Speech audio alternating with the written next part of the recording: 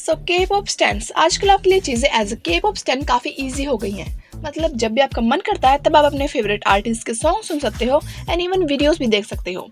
And even जब भी companies available कराती हैं तब आप अपने फेवरेट आर्टिस्ट के साथ मिल भी सकते हो। And even you can attend online concert of artist if you are an international stand, right. मैं आपको आज के पॉप के उस टाइम में ले जाने वाली हूँ जब के पॉप की शुरुआत ही हुई थी। And you will be able to see कि चीजें कितनी अलग थी के पॉप में उस time as compared to today's के पॉप इंडस्ट्री, जिससे आपको के पॉप के बारे में और गहराई से जानने को मिलेगा। सो अपनी कुर्सी की पेटी बांध लीजिए क्योंकि हम टाइम में 20-30 साल पीछे जाने वाले हैं। At the end of 90s K pop जो वर्ड है इतना पॉपुलर नहीं था, आप जानते ही होंगे।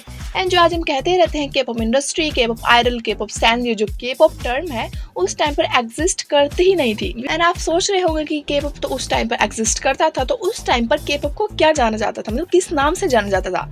सो के पॉप को 90s के एंड में घायो के नाम से जाना जाता था, जिसका मतलब था domestic pop music in Korea. So अब आपको उस टाइम के पॉप के बारे में कुछ ऐसा पता चलेगा जिसे सुनकर आपको बिलीव ही नहीं होगा। एनीवन मुझे भी नहीं हुआ था जब मैंने स्टेटमेंट्स पहली बार पढ़ी थी। एंड आप इस सोच में पड़ जाओगे कि ऐसा भी कुछ एग्जिस्ट करता था उस टाइम पर के पॉप में। Light sticks used to be balloons. तो जिन लोगों ने रिप्ले 1997 शो देखा है, मतलब वेब सीरीज देखी है, वो लोग इस चीज से अच्छी तरह फेमिलियर होंगे।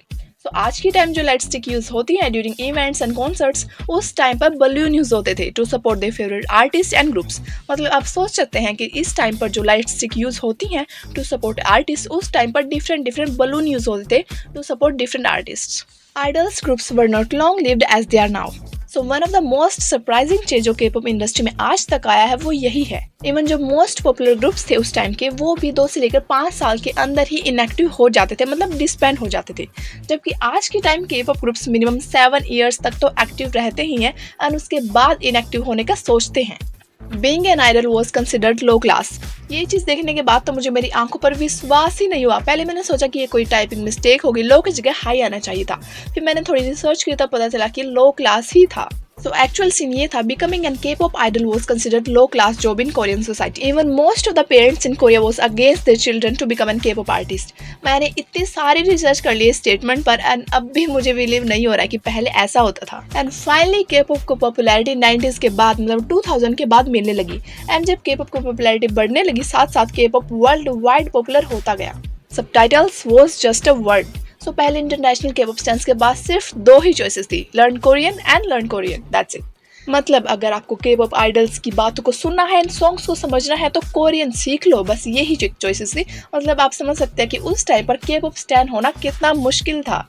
Idols used to be very mysterious and private. ये प्राइवेट वर्ड के पॉप में तो बस एक वर्ड ही रह चुका है, क्योंकि आप जानते होंगे के पॉप में हर दूसरे दिन कोई ना कोई नई प्राइवेसी लीक होती ही रहती है किसी के पॉप आइडल की। पहले के टाइम ऐसे के पॉप आइडल्स होते होंगे जो कि मिस्टीरियस एंड प्राइवेट होते होंगे, मतलब पहले के टाइम प्राइवेसी मैटर करती होगी।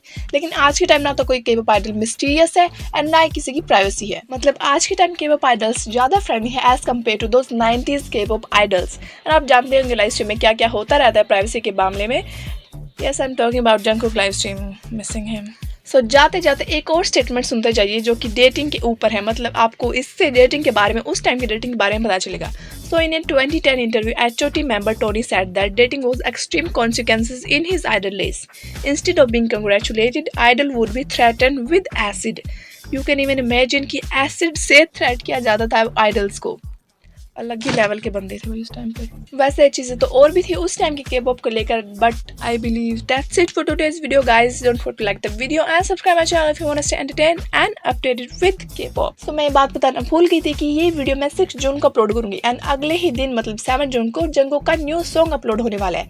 सो नेक्स्ट वीडियो मेरी उसी सॉन्ग पर होने वाली है। सो अगली वीडियो जरूर से देखना। बाय।